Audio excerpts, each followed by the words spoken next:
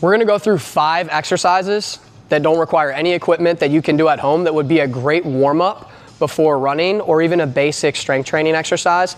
We're gonna take a ground up approach. So we're gonna start from the ankle joint, work into the knee, work into the hips in a linear motion, work into the hips in more of a lateral and rotational movement, and then finish off with some core stability work at the end. So I'm going to set up against the wall, use the wall as leverage. What's gonna be really important for this one is I'm emphasis on the front foot and I'm keeping this heel glued down to the ground. The heel has to stay stuck to the ground. Using the wall for leverage, I'm gonna try to push my knee over the toe as far as it can go, bending the knee while keeping that heel glued down to the ground. I'm gonna hold this position for about 5 seconds and then rock back off the stretch. This is a knee lockout.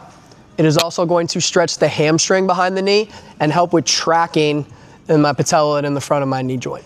So what I'm gonna do here is pull this knee back towards my chest. I'm holding behind the back of the knee and I'm gonna try to straighten this leg out, lock this position out and hold, and then relax and control it back down. Trying to keep this moving in a straight line. Lock it all the way out, hold that lockout. It will be stretching from the hamstring, slow and controlled on the way back down. I would do 5 to 10 reps of this exercise. This is going to be an alternated single leg lower.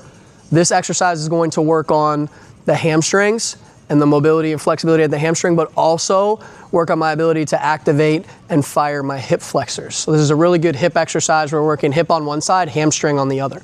I'm gonna put my hands out to the side, palms glued down to the ground, raise both legs up in the air, try to keep the legs as straight as possible, and I'm gonna alternate single leg lower, slow and controlled, take momentum out of the equation, all the way down to the ground, while trying to keep this leg as straight as possible. I'm gonna meet back in the middle and then alternate to the other side.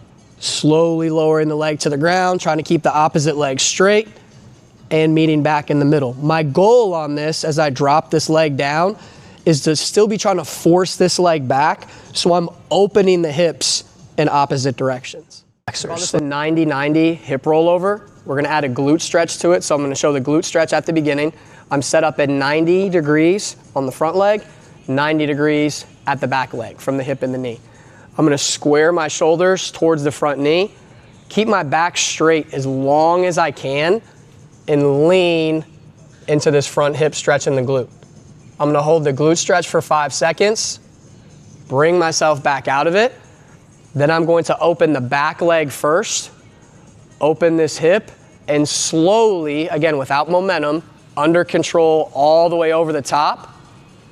Bring this knee down to the ground, reset to this side, back straight as long as I can, stretch into the glute, hold it for 5 seconds, bring it back up to the top, open the hip first, sitting tall so my back is as straight as possible, and reset back to the front. We would do 3 to 5 reps on each side. This is a core stability exercise. We call it a dead bug. So you start on your back, feet are up, hands are up, like a bug on its back. Arms are gonna be straight, knees bent at 90 degrees. I'm gonna reach the opposite hand and opposite leg into full extension, pause, and then return back to the middle. Reset, alternate to the other side, reach back into full extension, pause. When I'm in this fully extended position, it's very important that my low back is staying flat down to the turf. Always meeting back in the middle first and then alternating to the next side.